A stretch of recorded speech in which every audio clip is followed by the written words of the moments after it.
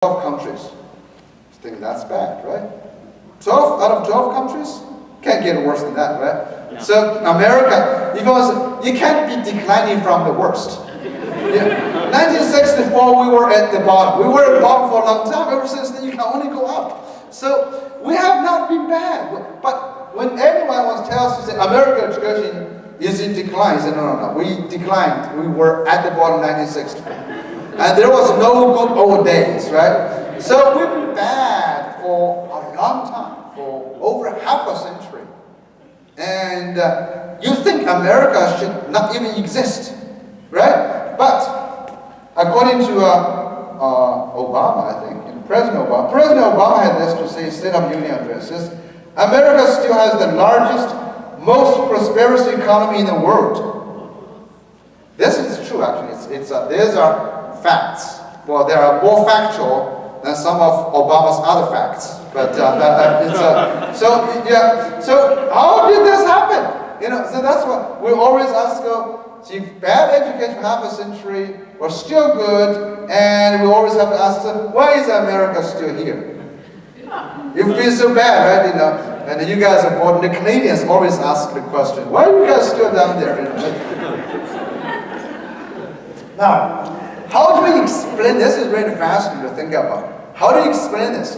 And this is what I call the idea of side effects of education. The more successful you are as a system in producing something, the actually worse you are. So I'm going to actually through another kind of side effects. China has been great in test scores. China has been #1 recently. And so, China is a communist country. They always like to celebrate international achievement, Olympic Games, all those kind of things.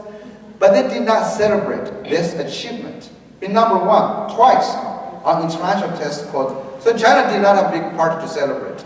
And everybody, especially outside China, they're very amazed.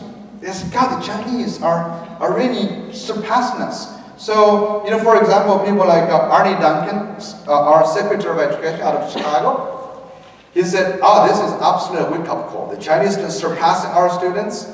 And he said this in New York Times.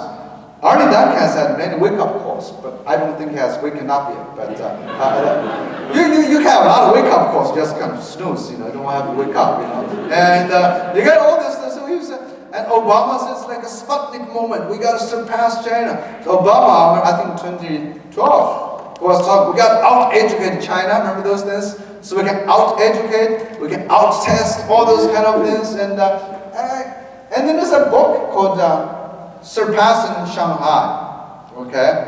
It's really sad for America. When I look at this whole idea, this is why we are doing the wrong thing. There's nothing to surpass Shanghai. Shanghai is going to surpass America. America has lost its dream. Our dream gets smaller and smaller and smaller. We used to say, let's send someone to the moon. That's great. And education, we're not doing that. We freed slavery. But that's amazing. And that's a lot of brave things. We had a great dream. Now you want to surpass Shanghai. A national agenda. The most developed country wants to pass a third world country. And this is just ironic. And America, no child left behind, no child left behind. And the national goal do you remember that time? Why did we have no child left behind? Every third grade can read. That's our President George Bush's dream. I think President Bush was confused. He was taking a personal goal as a national goal. Reading could be hard for him, but it shouldn't be hard for everybody else. You got to think about this. For the most developed country on earth, to treat literacy as a national goal, that's sub-Saharan country stuff, It's not. That's a national flaw. I know we have few people who can read, but we have trouble. But that should be on a national. It's not inspirational at all. They want to surpass Shanghai. This is really kind of silly stuff, but it's not only us. It's many people got fooled by test scores. They think test scores make education. And so that, like Australia, they have this, okay, so the Chinese students are 2 years ahead of us in math. Everyone gets scared because they're measuring education quality based on test scores. And there's a guy that actually reminded me again today. This morning I was on an interview with some kind of radio host on CNN, and they're talking about, he was going to meet with Governor Ed Rendell of Pennsylvania tonight, talk about Montessori education, and we're chatting about that on the radio. And I remember I have a quote from Ed Rendell, from the two-term governor of Pennsylvania. So he said something very interesting. On that occasion, the Philadelphia Eagles had to cancel a football game due to snowstorm. Football, Pennsylvania, Eagles should not have nothing to do with Chinese people. But because Chinese scored very well, then they have everything to do with China. You know? So this, and the governor was very unhappy, former governor. And he went on radio and he said, you know, we've become a nation of wussies. The Chinese are kicking our butt in everything. If this was in China, do you think the Chinese would have caught off the game? People would have been marching down to the stadium, they would have walked, and they would have been doing calculus on the river. So, you can say, oh, this is quite interesting stuff. So people admire Chinese education, but the Chinese are not happy with their education. Actually, if you look at another one, this is Michael Gove, the British Secretary of Education, said, I'm happy to confess, I'd like us to implement a cultural revolution just like the one they've had in China. So everybody began to admire this authoritarian view of education. American education was, you know, this model. This is very authoritarian, basically. We describe something, you master it. And so China had one centralized authoritarian system. America has many decentralized. Every school is its own kind of emperor. You're running the same show. Every teacher is their own emperor in that sense. So we see this model. But China was very unhappy with its education system. And so, because they do not have a Steve Jobs. Do you remember this? It's quite interesting. Steve Jobs is important. Imagine China has 1.3 billion people, which is 4 times the US population. So there should be 4 baby Steve Jobs born in China. Right? What happened to that? Well, he was turned into sausage. Remember that's so that's some of the interesting questions. Actually, there's another question I want you to think about, since you are teaching. Well, look at China. There are 20% of the world's population, 9% of world's GDP, but 1% of the patents. So that's why I wrote this book. So if you get a chance, this is actually now getting a lot of attention in this country right now. If you go to CNN, New York Times, Washington Post, it's really because it talks about warning America, China is not to be copied. You know, do not be fooled by this certain achievement. And then we have another question. Remember, we said, why didn't China have a party? And what kind of education should we have? Another question we're always about, what are the model minority happy? Do you guys know the Chinese and Chinese, Indians, Koreans, Japanese, they've been viewed as the model minority in this country? And which is actually a very racist term. They said, look at those guys can make it. There's no racism in this country if those guys can make it. It was a very racist idea. I can tell you this, it's very different. We cannot analyze this. But now in our schools, we say, oh, look at Asian kids. They outscore every other ethnic group. Look at Asian kids. Or is it, if you guys were looking for good test scores, you know, just bring some Chinese. They'll help you take care of that. It's I mean, really, you look at the whole thing. So this is Nate. This is longitudinal data. And if you go to schools, Asian Americans, they're 5% of the U.S. population. If you go to Ivy League, 15 to 25%. A lot of them. And Stanford, 24, and I think Berkeley was like 46%. And so there are a lot of UC Los Angeles, you know this, UCLA stands for UC lots of Asians. So, you think that it's great, but then a recent study said only 2% of the Fortune 500 board seats are Asians. So their life achievement has never been the same as their academic achievement. There's a lot of actual writings by Asian Americans that said, are we paper tigers when the Tiger Mom book came out? Are we paper tigers? Did we lose something? So this is what education is about. So for you to consider this. How education has something we call side effects. And when you go to education system, when you go to buy medicine, you receive these warning labels. There's a Tylenol can cure a kind of runny nose, but can cause a bleeding stomach. Did you guys? You should read those labels, by the way. If you didn't, you really in danger. You gotta read those labels. But in education, have you ever received warning labels like that into school? You send kids to a school, they say, well, you can get this, but you will not get this. I mean, like this, in some programs, in reading programs, they should give a warning label. You know, this program can help your children raise reading scores on the meet. But they may make your children hate reading forever. You know, you gotta have this kind of stuff, right? So this is what called side effects. When you make great sausage, you're not gonna make bacon. That's the basic. So how I want to go back and answer the question. So in essence, what we're seeing that the Asian system, other countries, have been great sausage makers. America survived because we have been a broken sausage making machine that makes some bacon. Some people like Steve Jobs leak out, you know. And so Steve Jobs got leaked out. So how did that happen? Here we go. So I was looking at some of the international studies. One of them is that we look at education about different things, okay? So one is about test scores. We look at test scores. American students, as I told you, 2003 as well forever, never scored better than Asian kids in math. This is called TIMSS, Trends International Mathematics Study. But all these international studies have a questionnaire asking children's other side. For example, do you like math? Are you confident in your math skills? Means do you believe you can do math? So maybe this surprises you, maybe not. American students are really bad at math, test scores, but they are all very confident.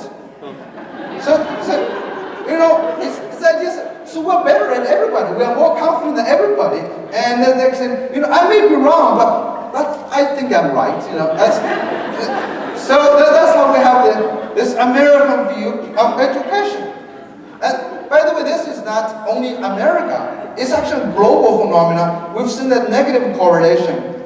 Countries produce higher math scores, produce less confident students, and less enjoyment. And this is not one time, this is multiple times. And this is, for more recently, 2011, look at the top scoring countries, all East Asian countries. And the Anglo-Saxon countries, I call this is the utensil effect. If you use chopsticks, you do better on math. But you are less confident in your math ability. So it's we just have to think of bring more Chinese restaurants. You'll improve your math scores, but then you become less confident. You become less interested in this. Actually, this data goes around all those places. And so you lose something, you gain something. For example, Finland. You've heard Finland with a great education system, but their students have very little interest in science. So this is quite dangerous. They said if you have no interest in science, you're not going to become a scientist. So when Americans look at this data, they said our children are too happy for their own good. They said, why are our children so bad at taking tests and yet they're so confident? Well, we said, they don't know how bad they are. How come they don't know how bad they are? Well, because we don't have high standards. Remember that? We don't test them often, so America gets in the habit of testing and demanding its action doesn't mean much. Asian countries have all worried about it. We need more creative people. We need confident people, because if you are not confident, you have no interest, enthusiasm, you're not going to do anything. Hong Kong was #1 in reading, but their kids have no interest in reading. Japan, Singapore, they all want entrepreneurs and creators. And those things matter in the future, but you have no confidence, no interest, they're going to do it. Countries with higher PISA scores, you've heard of this thing called PISA score, have lower entrepreneur activities. This explains the past. America was bad in education, measured by test scores, but it did something else, preserve them. But that's not enough. So now, when we're talking about the new middle class, who will be the new middle class? Remember the side effects. You lose something, you gain something. So let's take a look at something else. So when we lose everything here, when we try to come here to think about the creative class will be important. Creativity is job security. So basically you have abandoned the idea. Abandon the idea, you can find a job. America annually loses about 3 million jobs. But luckily, we have some people to recreate 3 million more jobs. That's the big difference. We can do it. It's, if you try to hold on to one type of job, you won't. So David, there will be no jobs for you to look for. Okay, you have to be the creative one to create a job. You cannot be ready for a career. There's no career. The only career you can be ready for is the one you create by yourself. So we need the creative people, but our schools never liked creative people. Do you notice that? Schools don't like creative people. Creative people are original. Children like this were considered not good students. Our schools are designed to make you less creative. Our schools take our students, when they're age 5, 98% of them, our children, are creative at the genius level. Then you become better students, then you lose creativity. By the time they reach age 10, we've got rid of 60% of our creative kids. And reach age 15, 10% left. And by the time they reach about our age, like 40 something, 2% of us are creative. You know, that's why sometimes we're so impressed. God, he's an out-of-the-box thinker. He can think outside the box. That's not creative at all. Creative people have no box. They're not outside the box or inside the box. They just have no box. If you think about it in the box, even you're outside, you're worried about the box. That's not creative, you know. So we change. But look at this thing. After retirement, your creativity can bounce back. It's pretty good. I know President Bush is painting. You know, it's pretty cool. Your creativity can bounce back, and so when you can bounce back, what does that mean? It means several things. Number one, creativity is not only cognitive. We actually never lose the beginning of creativity, but it's a lot of times psychological. Schools teach our children to be less creative because we reward them for being compliant. You know what when I'm again, David, you are the only student? I'm sorry, you know, so I'm using example all the time. Okay, so thank you. You know, well, you guys are students too, right? Look at you, okay, so good, you know, and some of you are students. But you look at this, being a good student means you are able to give teacher back the answer he or she wants in the way he or she wants it. Has nothing to do with the creativity, but you learn that. If you want to be a good student, you better comply. You want to do something else, then you get back great. So you learn to give up your creativity, to comply. And of course, unless you're like crazy people, that's why America has been created. All the jobs have been created by dropouts, not by graduates. All the dropouts create jobs for the graduates. Do you guys notice? You go to Silicon Valley. From Steve Jobs to Bill Gates to Michael Dell to Larry Ellison, even to the two Google founders, they want a PhD, but they drop out of PhD. If you look all of those things, to the Wright brothers, Thomas Edison, Henry Ford, all of those people, they were unsuccessful students. They were all failed students. They were bad students. But most people, because they learn, I do not want to comply. Of course, in a system like China, if you don't comply, you go to jail. That's different, you know.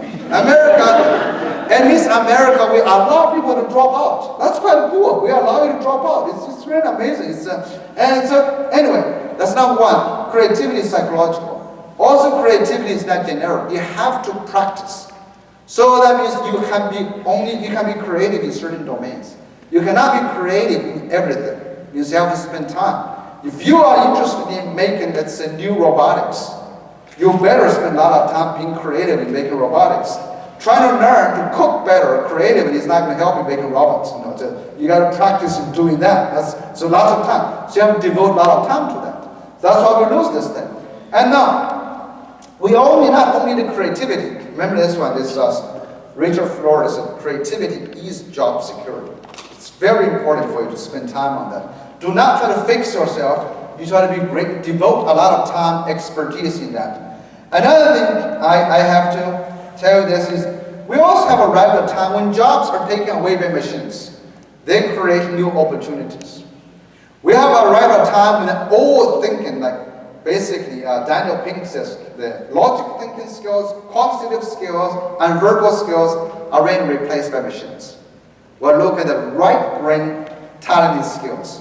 In essence, we have arrived at a time that when traditionally undervalued talents have become more valuable. Traditionally useless people have become useful. Like Kim Kardashian. People don't like this idea. You know, Kardashian is completely, she would have been very useless in my village. That's Kardashian. And so I think, can you believe it? Kardashian. I met her once. I have to admit this. I met her. I don't think she met me, but I met her. This is true. So I was in a hotel in Melbourne, Australia, and this casino called the Crown Casino, and I was making a presentation to the Australian New Zealand School Principal Association. I kind of walked in the hotel in the elevator. There's a bunch of people come in and said, "Please, can you get out?" I said, "Sure." Why? They said, "Well, Kim is here." I said, "Okay, fine, Kim is here." So I walked out. I saw a lot of people in the lobby, kids, you know. I said, "This is crazy." So I talked to my daughter. My daughter knows this stuff. She's my pop culture consultant. She's really good.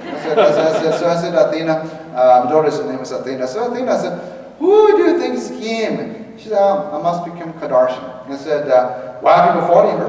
My daughter said, "She's a celebrity." I said, "Well, celebrity for what?" My daughter said, "Nothing." I mean, if you analyze it, Kim Kardashian is celebrity for nothing. She is famous for being well known. That's practically it. And now, you know, she's worth millions of dollars. She got about $20 to $40 million. He said, how could that happen? And so it annoys me a lot. We have so many college students living parents' basement. Here we have some of them barely finished college probably, and worth a lot of money. So how could it happen? Then you get worse people like, here comes Honey Boo Boo. It got worse. Did you guys know? She's from like a little village, no more than 700 people. And she comes from by many villages now over there. And so she didn't even finish elementary school. How did it be successful? So this is something you got to remember as well. We have arrived at a time. We consume different things, different talents. We consume choice. If we can create choice like they do, we win. You create new value. You know, economy is always driven by creativity. Creativity is to combine all this knowledge, choice. I have to tell you the simple example. Some of you teachers heard me just talk about this. Choice America consumes the most. Everything has to have a choice. All of you guys. Look at yourself. Choice. Yeah. And it's amazing a choice to create. Here, the story I tell you is true. It's embarrassing, but I have to tell you. When I first came to this country in Oregon, I arrived in Portland, Oregon. I went to this grocery store to buy shampoo to wash my hair. I couldn't buy it because I did not know what kind of hair I had. Did you guys, I don't know if you tried this, did you go there? You watch oily, normal, dry, dye, without dye. And look at it, and they don't know the brands, you know. And there's generic brands, and there's like L'Oreal. I have no idea what those things are. It's still a traumatizing experience for me right now. I don't go. My wife goes by it from. When I was in China, the age of necessity, I had a bar of soap for every inch of my body. Was fine. It's no problem. I actually had an even worse thing. Before that, I had a choice problem. I arrived in Seattle, 1992. My friend picked me up. And I thought I was teaching English in China, so I went to Denny's, the restaurant. I just want an order a sandwich. I couldn't do it. What kind of bread do you want? So what kind of bread do I want? I have no idea. I just want that sandwich. Just give me. I still refuse to go to Subway. Did you guys know that you go there? I mean, the choices. Do we need them? No, we don't need all the choices, but we just love the choices, you know. And you guys go to a vending machine, you can always know all this Pepsi or Coke, Diet, and Zero. And why do we need this stuff? We don't. They're just like Kardashian. We don't need them, but we want them. You go to a restaurant. What do you do? The more money you pay, the less food you get. And now we have 0-calorie drinks. Zero calorie. Why do you want zero calorie drinks? Why do you drink zero calorie drinks? And then another thing I should tell you, you grow grass. You pay people to fertilize it, water it, irrigate it, and you order to cut it and throw it away. We consume psychological products. Therefore, artists on the rise. How many more artists do we have? Entertainers, movies. Can you believe Facebook is 3 times the size of General Motors? Facebook, what does it produce? Nothing. Apple Computer produces nothing, but it's the largest company on the globe. Because can you believe this whole thing? That we call psychological products. Psychological products means very different. So traditionally in the 1600s, artists not very valuable, writers not very valuable. Today they're valuable because we have consumed different things. Also because of globalization. Remember, Kardashian may be only liked by 1% of people. Actually, it's still Madonna. Madonna is good. Madonna comes from Saginaw. Do you know over there? Madonna, she's crazy. Don't you think she's crazy? And not many people like her. Imagine if she had stayed in Saginaw. If 10% of people like Madonna, Saginaw is about no more than 50%, 50,000 people. That's 5,000 people. Even if 5,000 people, everybody gave her $1, that's $5,000. She would not have made millions of dollars if she stayed in Saginaw. But today, because of globalization, her base enlarges. Satellite TV, global tours.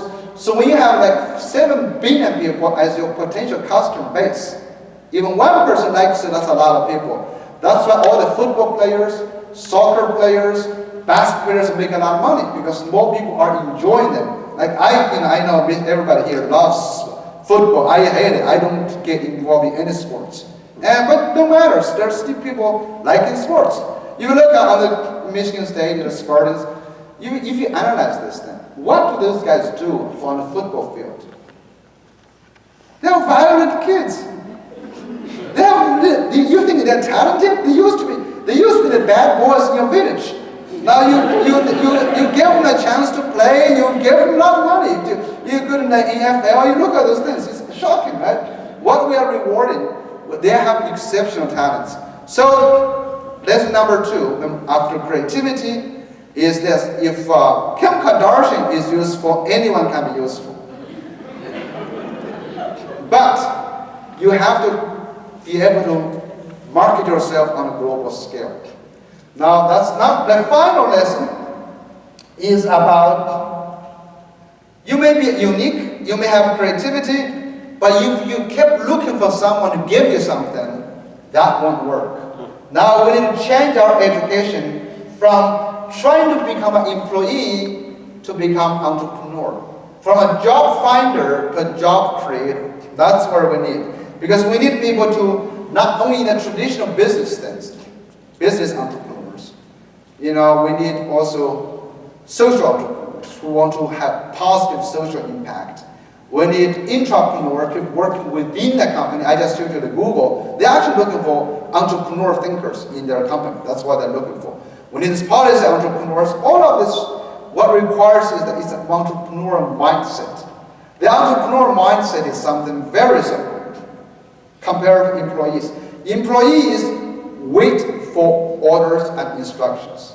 Employees are rewarded for being able to comply with preset instructions and directions.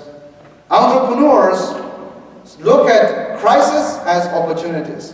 Look at the problems as opportunities. Look at what other people need as opportunities. Steve Jobs, like everybody else, was unhappy with the mainframe computer. Many people were unhappy. But Jobs was among the few who said, hey, I'm going to solve the problem. That's the entrepreneur thinking. Many people were unhappy about the noise and heat of a traditional computer. Jobs about the few who said, I'm going to solve that problem. And that's the different thinking. Is that, and most people complain. So entrepreneurs take a problem as opportunity. You don't have to be like Steve Jobs. I think this morning someone was asking me a question. The guy called Woody in Lansing, when the oil industry took a downturn, a lot of people lost jobs. Woody, look at Lansing. His wife went to Toronto, came back with the idea, said, we have a lot more international students coming, and we didn't even have taxes. I don't know if you've been in East Lansing. Our old taxis were Big Daddy. They're very dirty, and they're used for kids who vomit. That's what the idea is. And now the wood said, I want something different. So he said, I have a green taxi. He now runs hybrid cars. This is before I left. And he put taxi meter in it. I want a novel idea. We have international visitors and students. They feel much better when they have a meter. Because their language is not good, they're not negotiating. And then so he's changing them. Now he has one driver, now I don't know how many now he has. When he was interviewing him, he had a lot of more people. He created jobs for others. Economic downturn, he created opportunities. So people, entrepreneurs, create opportunities. Entrepreneurs put solutions into action. Entrepreneurs have the resilience to make things happen. To be an entrepreneur, you need to be confident. You need to have social networks. You need to take risks, creativity. That's what we want when you make a good sausage. When you comply, you don't work. So when you learn how to answer questions, you lose the ability to ask questions. Entrepreneurs, creators have to ask questions. So if I want to end this, what kind of education can keep your children out of your basement? That's the key, right? So the education used to be trying to homogenize people. Now I want an education that expands, that takes every child. An education that's not going to fix our children's deficit, but capitalize on their strength. The education, when I look at David, you come to school, I will not look at what you cannot do to fix you. I will look at what you're interested in doing and what you want to do, and help you become better in that. That's what we do. And this is what I call, you enhance human capacity. Remember this one, a lot of times, we're all born creative, but we need discipline. We're all born curious, but we kill curiosity really fast. How do we kill curiosity? By giving children answers.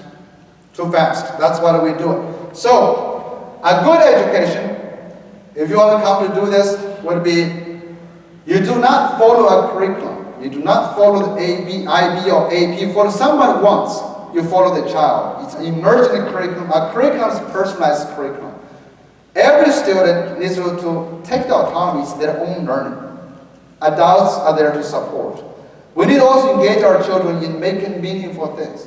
For 12 years, we had a lot of our children, I don't know about you guys, you're basically doing your parents a favor by doing something. You don't really care what's happening in school, but you have to pretend you care. And so you do all the work and make sure your parents are happy, your teachers are happy, and so you can do something else. They don't annoy you. It's a lot of times, we're good students. We do. But now our children need to learn how to solve other people's problems.